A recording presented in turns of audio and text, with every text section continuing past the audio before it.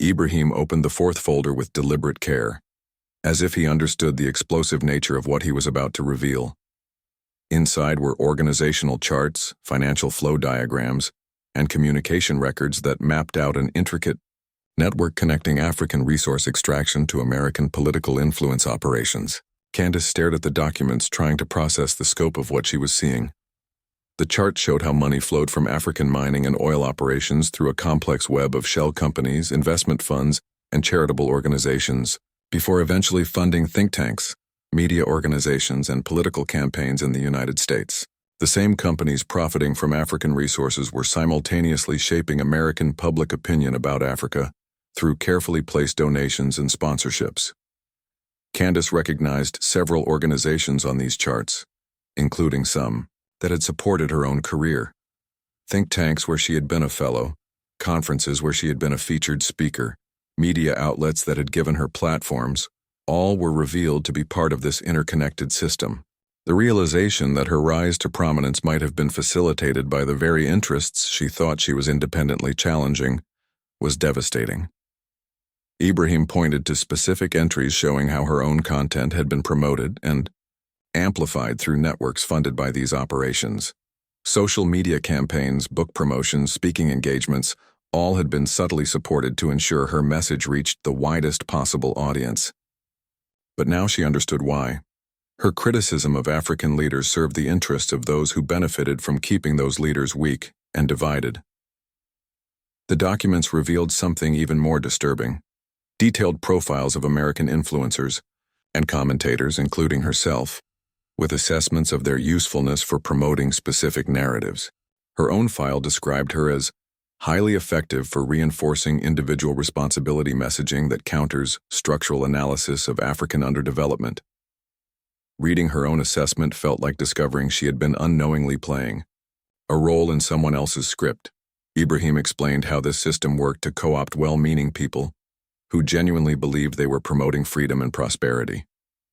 By providing platforms, funding, and amplification to voices that naturally aligned with their interests, the system didn't need to explicitly direct or control anyone. It simply elevated those whose authentic beliefs served the desired narrative, while marginalizing those who didn't. Candace felt a mixture of anger and betrayal as she processed these revelations. She had always prided herself on her independence, on being someone who couldn't be bought or controlled. Now she was seeing evidence that control didn't require purchase. It only required careful cultivation and strategic support. Her genuine beliefs had been weaponized without her knowledge or consent. The financial documents showed the staggering scale of resources devoted to this influence operation. Millions of dollars flowed annually into shaping American public opinion about Africa, ensuring that discussions focused on governance failures and cultural problems rather than resource extraction and economic manipulation. The investment was massive because the returns were even greater. Ibrahim shared how this system affected his work as a leader in Burkina Faso. Every policy decision had to account for how it would be portrayed in international media, knowing that negative coverage could trigger economic pressure or political instability. African leaders weren't just governing their own people. They were constantly managing relationships with systems designed to limit their sovereignty and extract their resources. The documents revealed specific campaigns targeting African leaders who had tried to assert independence. Media narratives, academic research, political pressure, all coordinated to undermine leaders who refused to cooperate with extraction policies. Some of the leaders Candace had criticized in her commentary were revealed to have been targeted, specifically because they had tried to negotiate better deals for their people. As she continued reading, Candace found evidence of how the system responded to threats. When influential voices began questioning the established narrative about Africa, resources were mobilized to counter their message. Sometimes this involved promoting alternative voices. Sometimes it involved discrediting the threatening narrative through character attacks or disinformation campaigns. The scope of the operation was breathtaking in its sophistication and reach. It wasn't just about controlling African resources. It was about shaping global consciousness to accept that control as natural and necessary. American audiences were fed narratives that made them feel good about their country's role in the world, while obscuring the actual mechanisms of that role. Ibrahim explained that he was sharing this information not to attack America or Americans, but to demonstrate how citizens of wealthy countries were themselves victims of deception. The same system that kept African resources flowing to foreign corporations also kept American citizens ignorant of their government's actual policies and their consequences. Candace realized that her emotional response was shifting from personal betrayal to a deeper anger about systemic deception. She had been manipulated, but so had millions of other Americans who believed they were supporting freedom and democracy when they endorsed policies that did the opposite. The system had turned good intentions into tools of oppression. The studio lights seemed harsher now, the weight of the revelations making the familiar environment feel alien and hostile. Candace looked at the cameras recording her reaction and wondered who would ultimately control how this interview was presented to the public. Would the full scope of these revelations be allowed to reach audiences, or would they be edited, contextualized, or buried to protect the interests they exposed? Ibrahim seemed to read her thoughts and smiled sadly. He explained that this was why he had insisted on certain conditions for the interview, including guarantees about editorial control and distribution rights. He had learned through experience that important information could disappear or be distorted if proper precautions weren't taken. The revelation that even this conversation might face censorship or manipulation added another layer to Candace's growing understanding of how thoroughly information was controlled. Ibrahim reached for his final folder, and Candace could see her own hands trembling slightly as she prepared for whatever revelations remained. What he pulled out this time wasn't documents or photographs, but what appeared to be a personal letter, addressed to her. The sight of her own name written in elegant handwriting on expensive paper made her heart skip a beat. The letter, Ibrahim explained, had been intercepted from communications between high-level operatives discussing how to handle her growing influence. As her audience had expanded and her commentary had become more prominent, she had apparently attracted attention from those who monitored influential voices for potential threats to established narratives. The letter outlined a detailed psychological profile and a strategy for managing her continued participation in the system. Reading her own psychological assessment was deeply unsettling.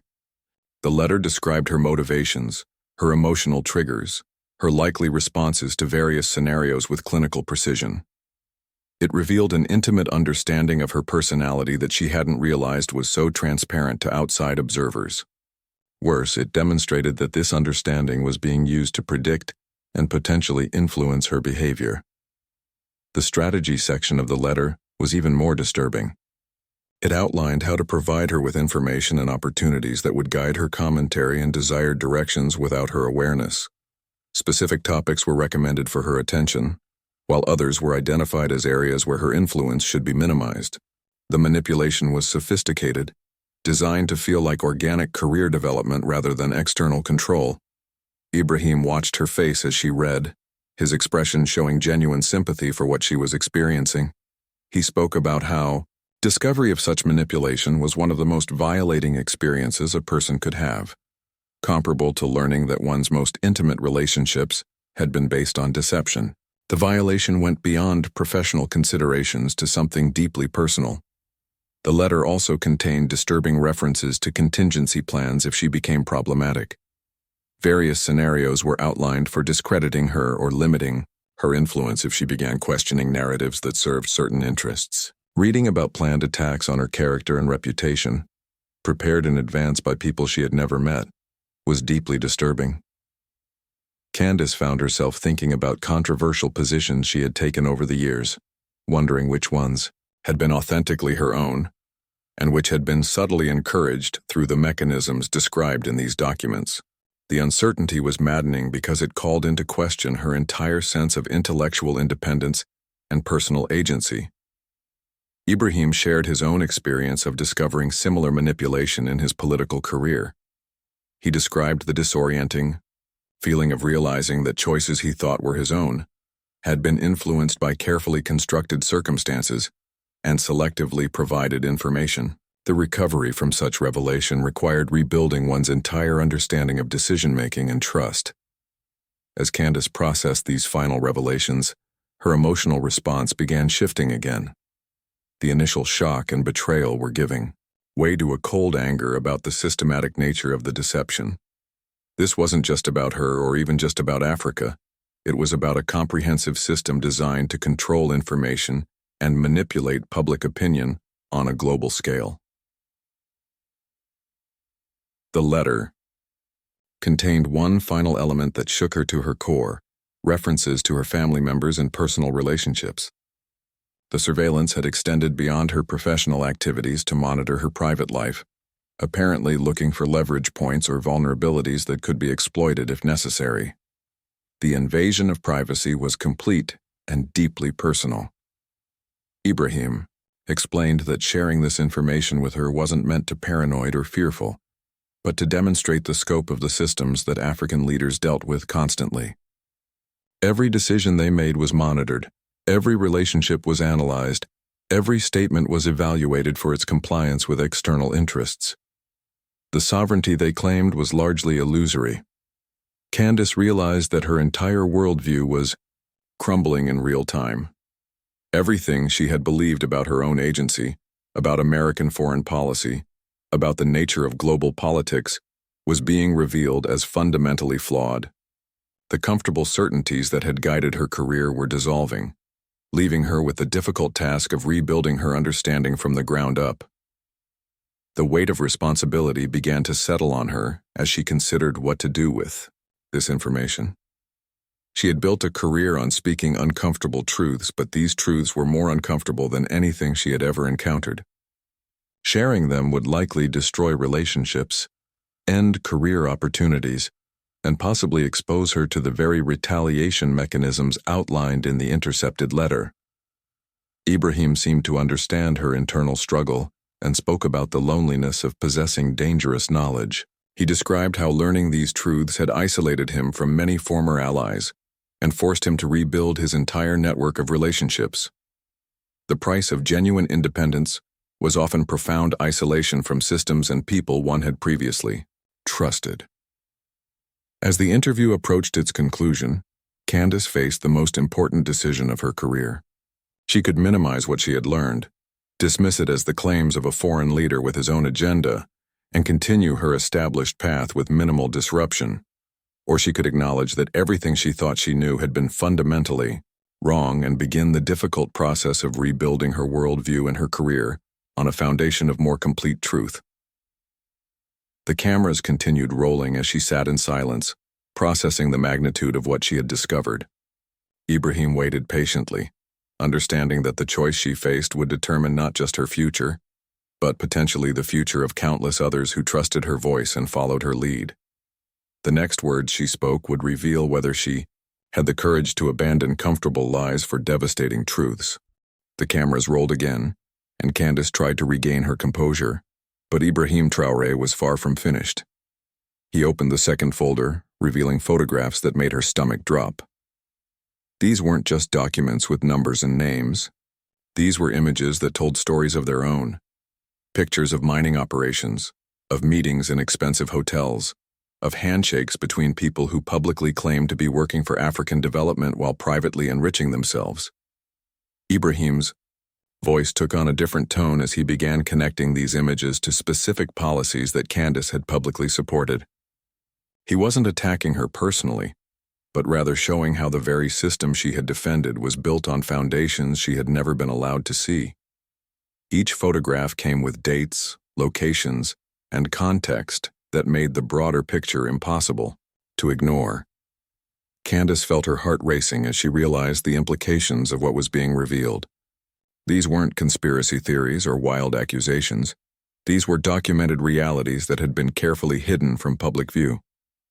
The mining companies she had praised for bringing jobs to Africa were the same ones systematically extracting wealth while leaving communities poorer than before. The aid organizations she had criticized for inefficiency were actually serving as cover for operations that had nothing to do with helping African people. As Ibrahim continued his presentation, Candace found herself remembering specific interviews and articles where she had argued against African leaders who claimed Western interference was holding back their countries. She had dismissed these claims as excuses as attempts to avoid taking responsibility for internal problems. Now she was seeing evidence that those leaders might have been telling the truth all along. The weight of this realization began to show on her face, despite her attempts to maintain professional composure. Her usual quick responses became slower, more hesitant. She found herself asking for clarification rather than offering counter-arguments. The confident commentator who had started the interview was being replaced by someone genuinely grappling with new information that challenged everything she thought she knew. Ibrahim noticed the change in her demeanor and softened his approach. He wasn't trying to embarrass her or score political points, he explained. His goal was to show her what African leaders actually faced when they tried to make decisions for their people, the constraints they operated under, the pressures they received, the limited options available to them in a global system designed to benefit others. Behind the cameras, Candace's production team was having urgent whispered conversations. This wasn't the interview they had planned, and they weren't sure how to handle what was unfolding. The revelations Ibrahim was making could have serious implications, not just for the show but for everyone involved in the production. Yet they couldn't stop recording, knowing that what they were witnessing was potentially historic. Candace asked for another break, but Ibrahim gently suggested they continue. He had more to show her, he said, and stopping now would leave the story incomplete. She agreed, though part of her dreaded what else might be in those folders. She had built her career on being someone who wasn't afraid of difficult truths, but she had never imagined that some of those truths might completely reshape her understanding of global politics. The next set of documents Ibrahim revealed were perhaps the most damaging. These showed how intelligence agencies from various Western countries had worked to undermine African leaders who refused to cooperate with extraction policies. Leaders who had tried to negotiate better deals for their people, who had attempted to develop their own industries, who had sought to break free from economic dependence, had found themselves facing sudden political crises, economic pressures, or worse. Candace recognized some of the names from her own previous commentary. Leaders she had criticized as dictators or incompetent rulers were revealed to have been targeted specifically because they had tried to prioritize their people's interests over foreign corporate profits. The narrative she had accepted and promoted was not just incomplete, it was deliberately misleading. As the evidence mounted, Candace felt something she hadn't experienced in years of political commentary, genuine uncertainty about her own positions.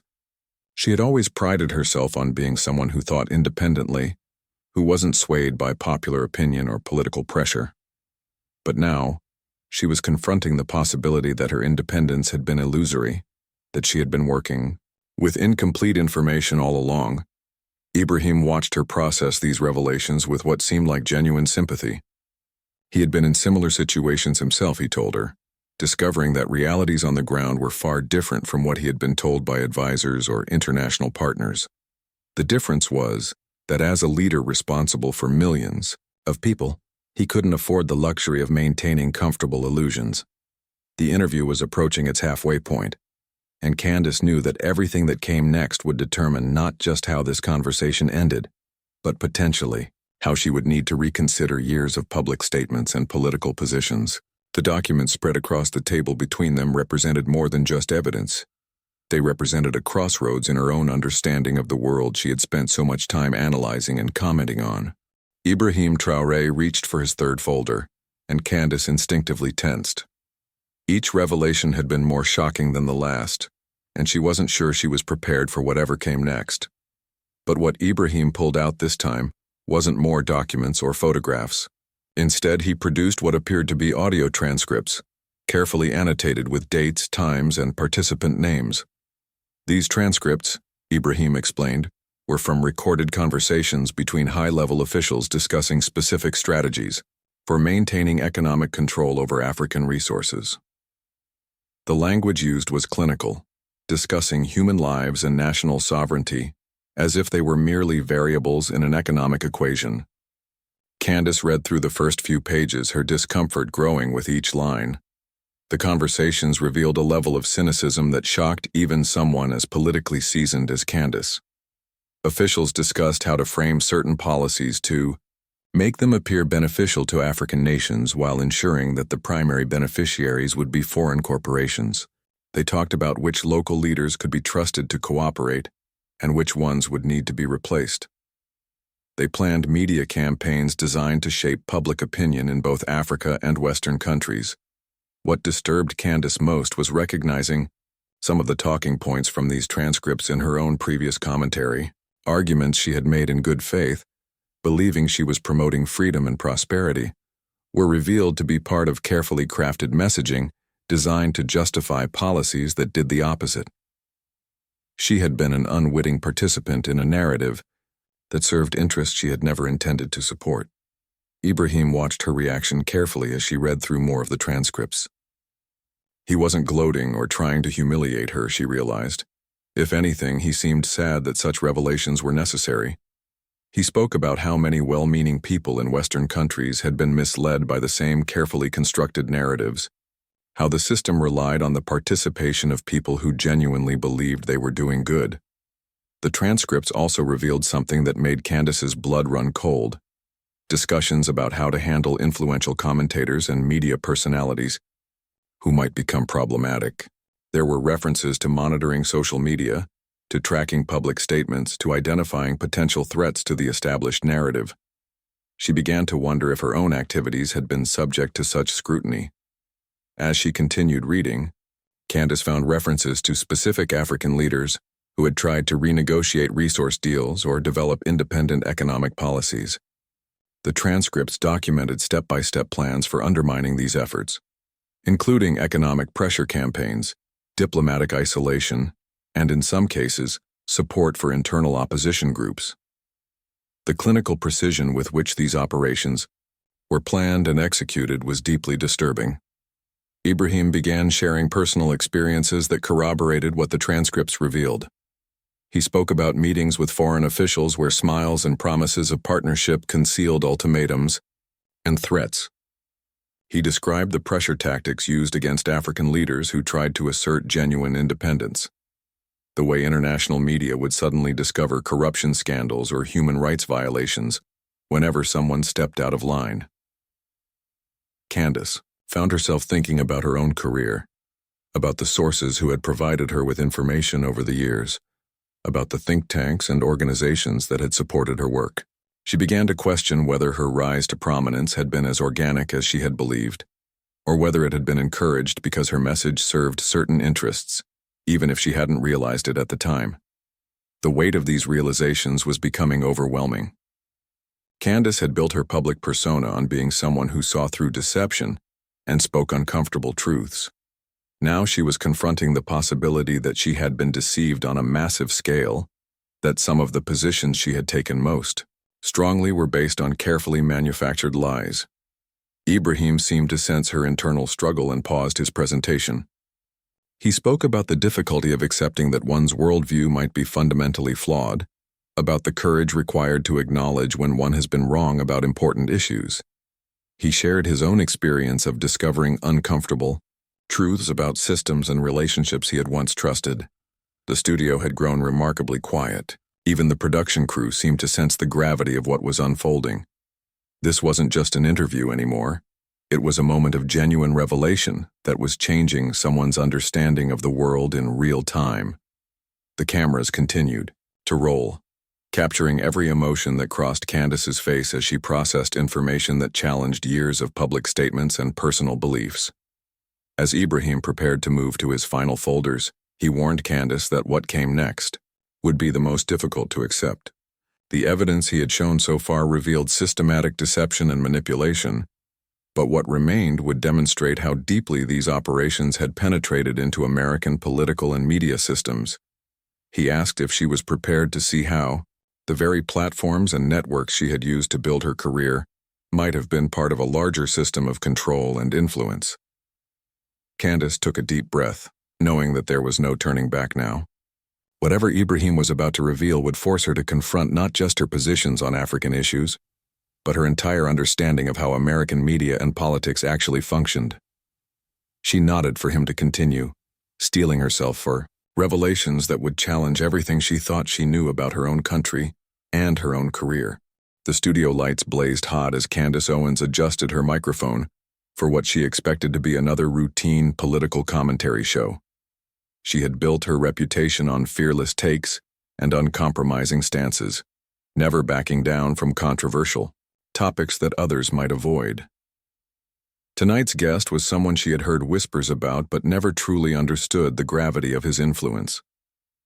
IBRAHIM Traoré sat across from her, his presence commanding despite his relatively young age. The Burkinabe military leader had agreed to this rare international interview, something that had surprised many in media circles. Candace had done her research, knowing about his rise to power and his bold moves in West Africa, but she felt confident in her ability to challenge any narrative he might present. The interview began smoothly enough, with standard questions about leadership and governance in Africa. IBRAHIM spoke with measured words, his English clear but carrying the weight of someone who had seen more than his years should allow. Candace found herself initially impressed by his articulate responses, though she remained skeptical of his methods and motivations. As the conversation progressed, IBRAHIM began discussing the historical relationship between Africa and Western powers. He spoke about resources, about exploitation, about promises made and broken over decades. Candace had heard these arguments before and was prepared to counter them with her usual talking points about personal responsibility and economic opportunity. But then IBRAHIM did something unexpected. He pulled out a folder of documents and placed them on the table between them. His eyes met hers directly as he said, he had something to show her that would change how she viewed everything she thought she knew about Africa's relationship with the West. The documents, he claimed, would reveal connections and operations that had been hidden from public view for years. Candace felt a flutter of uncertainty for the first time in the interview. She prided herself on being well-informed, on having access to information that others might not. Yet something in IBRAHIM's tone suggested he was about to reveal something that would challenge not just her arguments, but her entire worldview. The camera continued rolling as IBRAHIM began to explain the contents of the first document. It detailed financial transactions and agreements that painted a picture far more complex than the simple narratives often presented in American media. Names of corporations, government officials, and international organizations were listed alongside, figures that represented billions of dollars flowing in directions that contradicted everything Candace thought she understood about foreign aid and international development. As IBRAHIM continued his explanation, Candace found herself struggling to maintain her composure. The information he was presenting wasn't just challenging her political positions. It was undermining the very foundation of arguments she had made countless times on television and in her writings. She realized that her usual debate tactics wouldn't work here because IBRAHIM wasn't presenting opinions or theories. He was showing her documented evidence. The studio seemed to grow quieter despite the ongoing conversation. Candace's production team behind the cameras began to shift, uncomfortably, sensing that this interview was taking an unexpected turn. What had been planned as a straightforward political discussion was becoming something much more significant, something that could have implications far beyond their television show. IBRAHIM's voice remained calm and steady as he continued to present document after document. Each piece of paper seemed to build upon the previous one, creating a narrative that connected events across decades and continents. Candace found herself asking fewer questions and listening more intently, her usual confidence beginning to crack as the weight of the revelation settled in. The first commercial break couldn't come soon enough. As soon as the camera stopped rolling, Candace excused herself to collect her thoughts. In the privacy of her dressing room, she stared at her reflection in the mirror, trying to process what she had just heard. The woman looking back at her was the same one who had started the interview with complete confidence, but something fundamental had shifted in those 30 minutes of conversation. When they returned from break, Candace knew she faced a choice. She could dismiss what IBRAHIM had shown her, stick to her established positions and continue the interview as planned. Or she could acknowledge that her understanding of certain global dynamics had been incomplete, even if it meant admitting uncertainty on live television. The cameras were about to roll again, and millions of viewers were waiting to see how this unexpected confrontation would unfold. The studio fell into complete silence as Candace stared at the documents spread across the table, her mind racing through years of commentary, relationships, and beliefs that now seemed built on lies. Ibrahim waited patiently, understanding that what happened next would define not only the rest of this interview, but potentially the rest of her life. The weight of the decision before her was enormous, and she could feel it pressing down on her shoulders like a physical force. When she finally spoke, her voice was quieter than usual, lacking the confident assertiveness her audiences had come to expect. She acknowledged that everything Ibrahim had shown her challenged fundamental assumptions she had held about global politics, American foreign policy, and her own role in the media landscape. The admission felt like stepping off a cliff, abandoning the solid ground of certainty for the uncertain territory of acknowledged ignorance.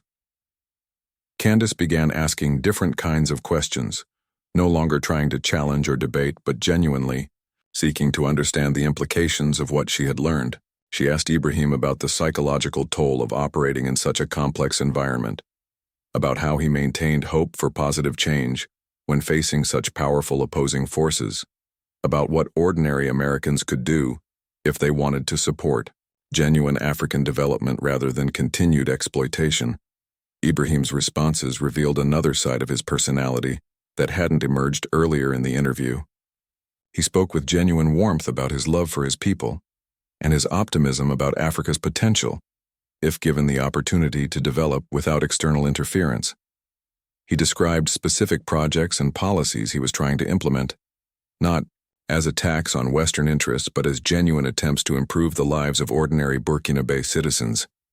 As they talked, Candace found herself seeing Ibrahim not as a political adversary to be debated, but as a fellow human being trying to do right by his people under extremely difficult circumstances.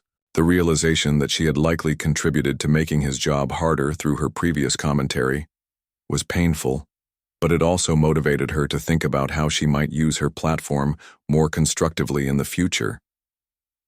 The conversation turned to the broader implications of the revelations for American democracy and public discourse. Ibrahim suggested that American citizens were also victims of the same manipulation systems that controlled African narratives, kept in ignorance about their government's actual policies and their consequences. He argued that genuine democracy required informed citizens, but information was being systematically distorted to serve narrow interests. Candace found herself thinking about her audience, the millions of people who had trusted her analysis and followed her recommendations. The weight of potentially having misled them, even unintentionally, was crushing.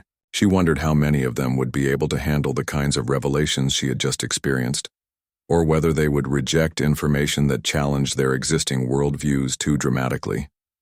Ibrahim seemed to read her thoughts and spoke about the gradual process of awakening that was necessary for sustainable change. He suggested that her experience in this interview demonstrated that even intelligent, well-meaning people could be systematically misled, and that acknowledging this reality was the first step toward genuine independence of thought and action. As the interview drew toward its conclusion, Candace made a decision that surprised even herself. She looked directly into the camera and spoke to her audience with unprecedented vulnerability.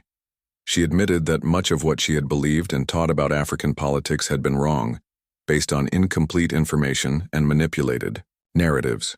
She apologized to those who had trusted her analysis and promised to do better. The admission was devastating to her carefully constructed public persona, but it felt necessary for her personal integrity. She couldn't continue promoting ideas she now knew to be false regardless of the professional consequences. The woman who had built her career on confident assertions was choosing uncertainty and humility over comfortable deception. Ibrahim expressed genuine admiration for her courage in acknowledging error publicly, explaining that such admissions were rare in political discourse but essential for genuine progress. He suggested that her willingness to change her mind when presented with new evidence demonstrated exactly the kind of intellectual honesty that was needed for addressing complex, global problems. The final moments of the interview were unlike anything either of them had anticipated when they sat down together. Instead of a political debate between opposing viewpoints, it had become a moment of genuine human connection and mutual understanding. Candace thanked Ibrahim not just for the information he had shared, but for the difficult gift of truth, even when that truth was painful to accept. As the cameras stopped rolling, Candace sat in stunned silence, knowing that her life had been fundamentally changed by this conversation. She faced an uncertain future, having abandoned the ideological certainty that had made her career successful. But for the first time in years, she felt genuinely free to think independently, even if that independence came at a tremendous personal cost. Ibrahim gathered his documents quietly, understanding that he had accomplished something significant, but also knowing that the real work would begin after the cameras were turned off. Changing minds was only the first step. Changing systems and policies required sustained effort and considerable courage from people willing to act on uncomfortable truths. The studio lights dimmed, but both participants knew that what had happened in that room would continue reverberating long after they left. Candace faced the challenge of rebuilding her worldview and her career on a foundation of more complete truth. Ibrahim returned to his work of leading his country while navigating the complex pressures revealed in their conversation. Both understood that genuine independence and authentic truth-telling required ongoing courage in the face of powerful systems designed to discourage exactly those qualities.